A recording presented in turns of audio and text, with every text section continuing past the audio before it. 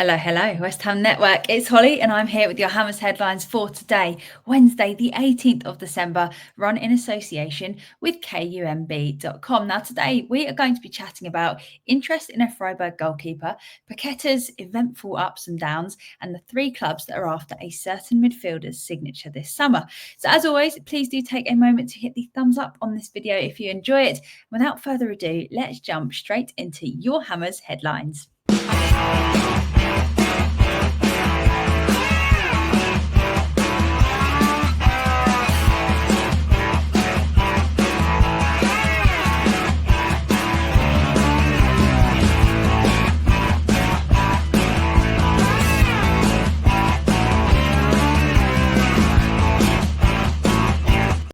Started. Up first, West Ham are reported to be scouting Freiburg's goalkeeper, according to Fabrizio Romano. So 22-year-old Noah Atabolu is thought to be a potential target that could actually be the one to solve our goalkeeping challenges. And he's already played at an impressive level, as well as having a very long future ahead of him, given his age. Now, as we know, we've got an ongoing situation where Fabianski has now become first choice goalkeeper, but his age means he's getting to the end of his career, whereas Areola was thought to be the future. A few goalkeeping mistakes, and suddenly he's been dropped, which suggests if Lopetegui's in charge, we will be looking for two new goalkeepers, or needing essentially two new goalkeepers in the not too distant future.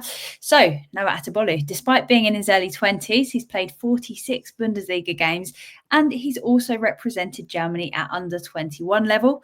I have a question for you though, so drop your thoughts down below. The question that I have for you is regarding our goalkeeper situation, and it's, do you think in January we need to invest? Do you think we should wait until summer? And do you think we need one goalkeeper or two? What are we saying? Could Noah be the answer? Now, for your second story, the emotional roller coaster that is Paqueta continues. Whether he is pulling off incredible tricks or having underwhelming, frustrating performances, he always brings the drama, doesn't he? And he's done it yet again. So, first, before the last game, he did the post which essentially said he wasn't from here and he wanted to go home. So, everyone thought, this is it. He's paving the way to leave. He doesn't want to be here.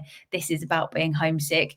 And then he scored from the penalty spot against Bournemouth. He kissed the badge, and then he ran an extraordinarily long way. And we were all left thinking, where's he running to? What is he going over to? And I thought it might have been an Antonio shirt or something that he'd left at the side originally. And then to my surprise, I realised he was actually running a really, really, really long way to go and celebrate with Lopetegui, something that none of us expected to see. And this definitely felt like a statement. It was something that he went well out of his way to go and do. And it looked as though it was a statement to say there was no problem between the two of them.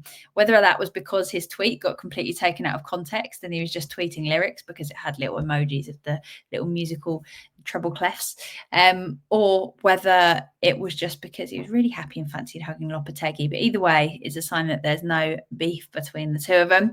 And then after the game, he said, I love to play at West Ham. I love these fans and I try to improve. And it's the same with the coach. We work together. So there you have it. There never really is a single dull day with Paqueta, is there?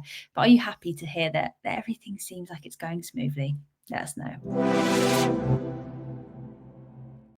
Finally, it's been reported, for a while it's been reported, in fact, that Kudus has this release clause of £85 million, but it appears that three clubs are now firmly in the running to gain his signature. The Mirror are now reporting that Newcastle have properly joined Arsenal and Liverpool in considering placing an offer, but it's likely that they will take the opportunity to offer a fair amount less than this £85 million release clause. But the whole point of that sizable release clause is that he won't leave unless it's on our terms, which is good news.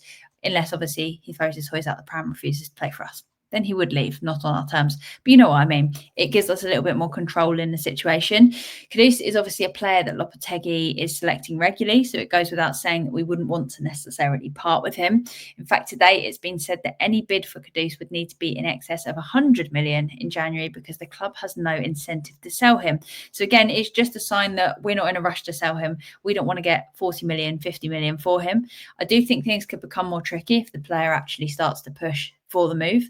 And that might be what these clubs are kind of hoping will happen if they come in with their Champions League opportunities, say they want him and that they'll give us 50 mil or something like that. If the player then starts saying that he wants to move and we're worried about him losing his head, then perhaps that's where the negotiations begin, which would be a massive shame.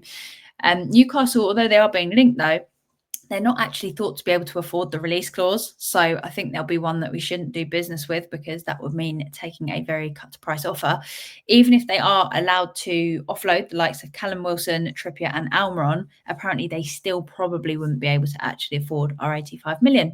Meanwhile, Arsenal and Liverpool are said to be able to afford it slightly easier, but it's expected that they will wait until the summer window when the release clause is actually activated.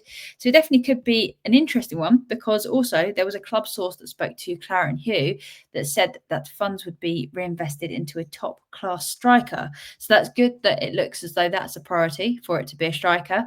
Obviously, the more funds we can get there, we need, because 85 million for a top class striker isn't that expensive. If you start looking at 50, 60 million, I would argue it's not really a top class striker that you're getting unless you're topping that up a fair amount with more budget.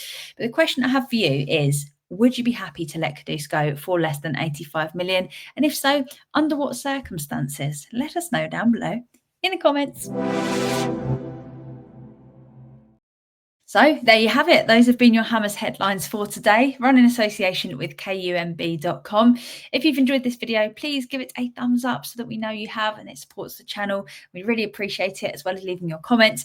If you're new around here as well, thank you, welcome, hello. Didn't really know what to say there, but don't forget to subscribe. That's the main message of that. But this is all from me for now, but have a brilliant day, and until next time, have a great one. Come on, you Irons. Irons.